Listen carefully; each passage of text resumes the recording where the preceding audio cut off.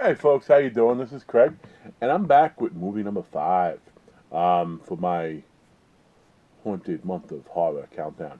And up to this point, I've tried to do some more obscure flicks. Maybe yesterday's being the most obscure, but today is a little bit different. And I misspoke about the year. In my video yesterday, I mentioned I was going to do a classic from '83.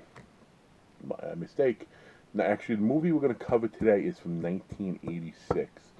And even though I personally feel it's a classic, I've talked to some people who haven't seen it, are surprised. Oh yeah, I'll get around to it, and I want to sort of give it some of the love it deserves because when they talk about some of the iconic movies, this isn't one that gets as much attention as I think it should because it might be the most perfect movie of its type, in my opinion. But the movie we're going to do right now, the movie that I'm going to try to get you to watch, because you definitely should, is 1986 Night of the Creeps.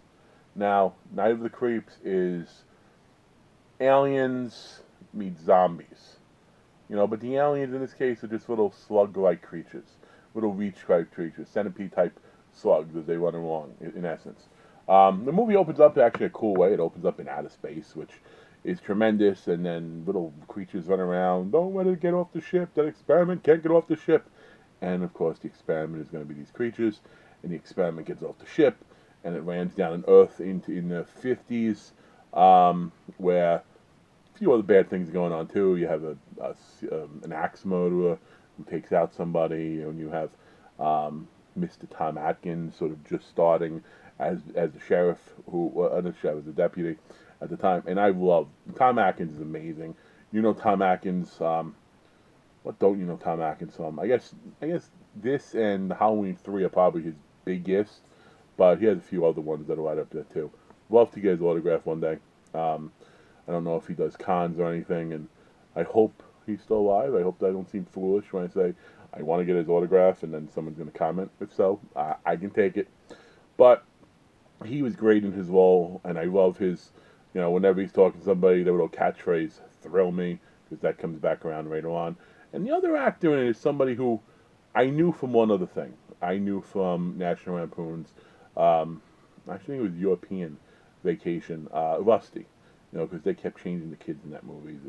From you seeing it, to me, Rusty is always going to be Ethan Embry and Mr. Guy Papa Giorgio in National Lampoon's Vegas. But that's a comedy. We're here for horror. This movie is everything you want it to be. You have a pseudo love story. Essentially, the Kelly Kapowski from Saved by the Bell is in this before Kelly Kapowski even existed. Cynthia was the love interest. Jill Whitlock is who played her. That was fun. He had his little sidekick. Unfortunately, his sidekick, who was played by Steve Marshall, JC, he did not make it. I don't know if that's spoiling stuff. Like, it's tough. Not saying I don't want to spoil because I don't, but I want you to see it, to enjoy it. It's a lot of fun. It combines all the elements you want to see. There's a lot of good, fun one-liners, which I'm going to stop throwing out at you so you get to hear them if you haven't seen the movie. It's definitely one of those movies that anyone that calls himself like, oh, I'm a really big horror fan, like, in today's horror, there's so many different variances of stuff to watch and see. And I get it, the production value is a lot different. Some say a lot better. I don't necessarily. I think the role of practical effects is, and I don't think I'm alone with this, but the role of practical effects I'll take any day over a whole bunch of CGI. So the stuff that they did in this movie was great. The concept was fun. Even the fact that the creatures could reanimate the dead, not just kill. So that sort of tied into, and like the way it ended, it made you think, hey, is there going to be a sequel? Which, you know, I'll let you see that did or did not happen. Still, I don't put it on the top of the movies we watched so far. So far, for me, the first movie we've covered this month is Spiderhole, and that's still the movie that hangs in the top spot for me, above everything else. But this movie is perfect for what it is. There is not anything in this movie that I would change. There's nothing in this movie that needs to be changed. This is a movie that would really annoy the hell out of me if they did the remake of, especially with some of the stuff they do the remakes today, because you're not going to catch that cheesy, campy innocence of slugs that take over and rain eggs in you, and then you explode, and then more slugs come. So, but if you haven't seen it, see it. If you have seen it, see it again.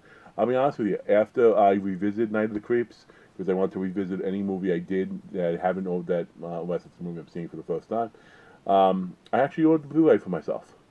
It was one that I didn't have in my collection, and that was my fault, and now I have it, so I can subject a lot of other people to it. So, Night of the Creeps gets a really big thumbs up from me.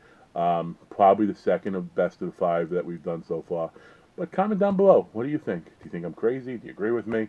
Have you not seen it? Are you one of the people that this is for, and this will push you to see it? But as always, like, comment, subscribe if you're not, all that fun stuff. Thanks for checking out my video, and I don't know.